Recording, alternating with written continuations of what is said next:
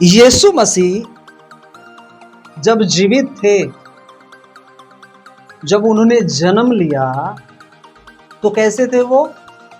कैसे थे? हाँ हाँ हाँ हाँ, बोलिए बोलिए। शारीरिक रूप में थे। ओके, अच्छा। यीशु मसीह जो थे इन्हीं शरीर में थे। कैसे? उनके अंदर लहू भी था, उनके अंदर पानी भी थी, सब कुछ था, बढ़िया था। आपको पता है कि जब परमेश्वर ने देखा कि पाप दुनिया पर बढ़ चुका है, तो मसीह को शारीरिक रूप में क्यों आना पड़ा? हाँ? एक ही बार पवित्र आत्मा ट्रांसफर कर देते, कर सकते थे ना, लेकिन यीशु मसीह को क्यों आना पड़ा?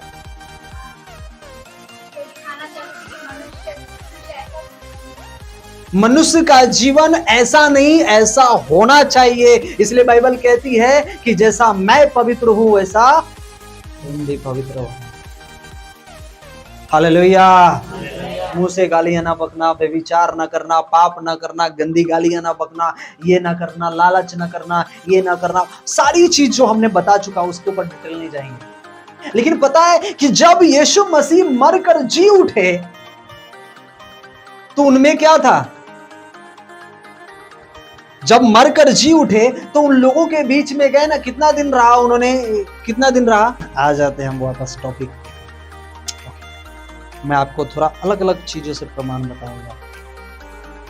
बाइबल कहती है कि जब यीशु मसीह मरे तो उनमें से लहू निकला, दूसरा लहू निकलने के बाद पानी भी निकल गया। हालेलुया। ध्यान से सुनिएगा, मैं ये चीज कई बार बता चुका हूं, आप भूल जाते। यीशु मसीह जब मरे, जब उन्हें क्रूस पर चढ़ाया गया, आपको पता है जब उन्हें कोड़े मारे गए, जब उन्हें कांटे का मुकुट पहराया गया, तो उनके माथे से खून बह रहा था। पांजरे में जब भाले मारे गए, पांजरे से उन लहू की धारा बह रही थी। धार धार बहा लहू यीशु का, तेरी सिफा के लिए, मेरी सिफा के लिए। हालेलुया। उनके पैरों से, उनके हाथों से, उनके माथे से, उनके पांजर से, हर जगह से उनका लहू बहा। और जब लहू बह कर खत्म हो गया तो उनके अंदर से वो पानी भी निकलना चाहिए। मनुष्य के अंदर दो चीज इंपॉर्टेंट पाए जाते हैं, लहू और पानी। अगर आपके अंदर पानी नहीं होगा तो आप जो ऐसे ताजे दिखते, ऐसे नहीं दिखेंगे। हाँ, कैसे? सूखा हुआ दिखेंगे, हड्डियां दिखेंगी, कंकाल जैसे होते हैं ना। जिंदा तो रहेंगे लहू के द्वारा, लेकिन वो फिर वो जिंदा भी नहीं रह पाएंगे। खैर, हम यहां पर आते हैं कि जब यीशु मसीह जब मरे तो बाइबल कहती है कि उनमें से लहू बह गया, पानी भी बह गया।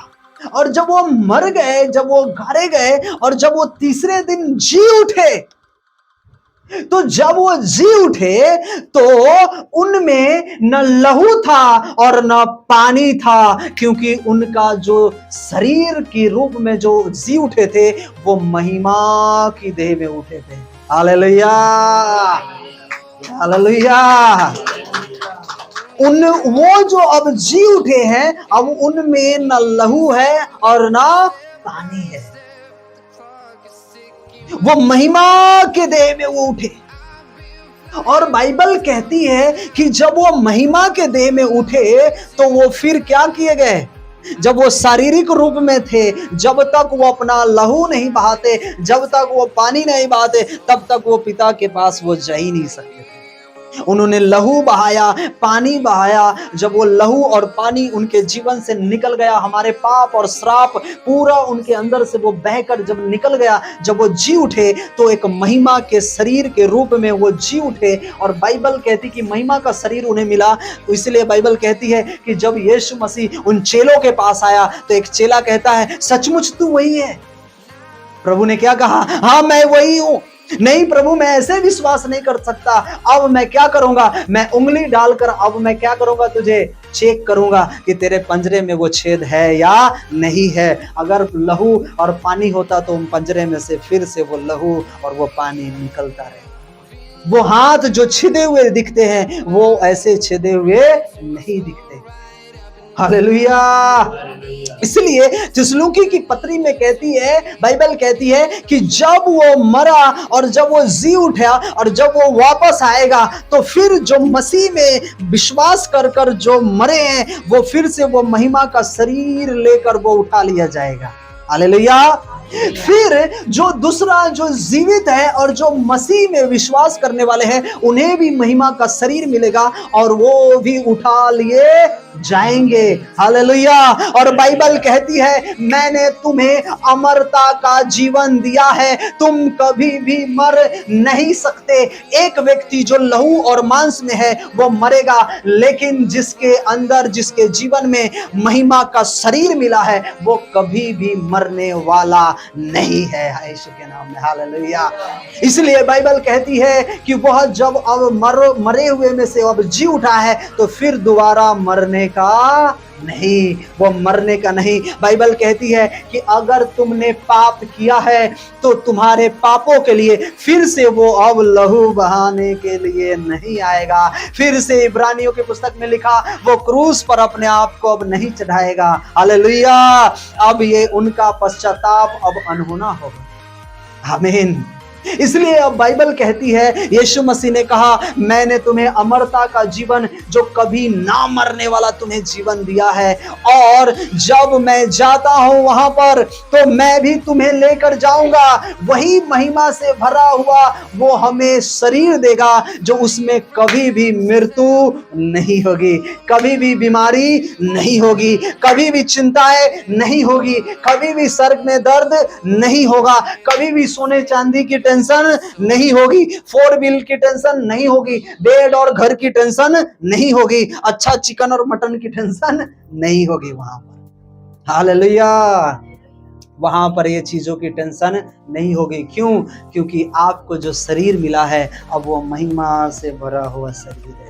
हालेलुया। उसने क्या कहा? उसने कहा कि मैं जाता हूं तेरे लिए घर तैयार करूंगा फिर मैं आऊंगा। तो आपको पता है वो हमें ऐसे ये लहू और मांस में वो हमें लेने वाला नहीं है। अब वो जब जी उठेगा, जब हमें वो उठाएगा तो हमें वो महिमा से भरा हुआ शरीर देगा। हालेलुया। जो कभी भी नहीं मरने वाला। और बाइबल कहती है कि जहां पे वो बैठा है, जिस जगह पर वो बैठेगा, बाइबल कहती है कि वो भी हमें अपने दाहिनी ओर बैठाएगा। यीशु के नाम में हालेलुया।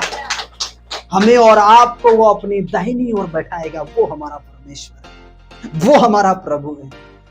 इसलिए बाइबल कहती है कि अब तक पवित्र आत्मा न उतरा था, लेकिन आपको पता है कि जब यीशु मसीह मरकर जी उठे और लोगों में दिखाई दिया, 40 दिन तक रहा, जब वहां पर उठाए जा रहे थे तब यीशु मसीह ने अपने चेलों से कहा मैं तो जाता हूं, अब तुम्हारे लिए एक सहायक भेजूंगा, उसका नाम पवित्र आत्मा होगा, जो तुम्हें चलने में मदद करेगा, तुम्हें अगुवाई करेगा, तुम्हें सिखाएगा, तुम्हें विश्वास में बढ़ना कैसे है, तुम्हें वचन में कैसे बढ़ना है, तुम्हें पवित्र आत्मा की अगुवाई में कैसे चलना है, तुम्हें पापों से कैसे हटना है, तुम्हें कैसे ये लड़ाई, ये झगड़े, ये नफरतों से अलग हो हटकर तुम्हें एक प्रेम में जीवन को बिताना है। हालेलुया।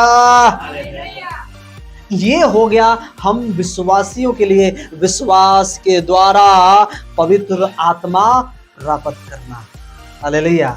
अब दूसरा हम आते हैं, आइए हम आगे देखते हैं, बपतिस्मा के द्वारा पवित्र आत्मा पाना।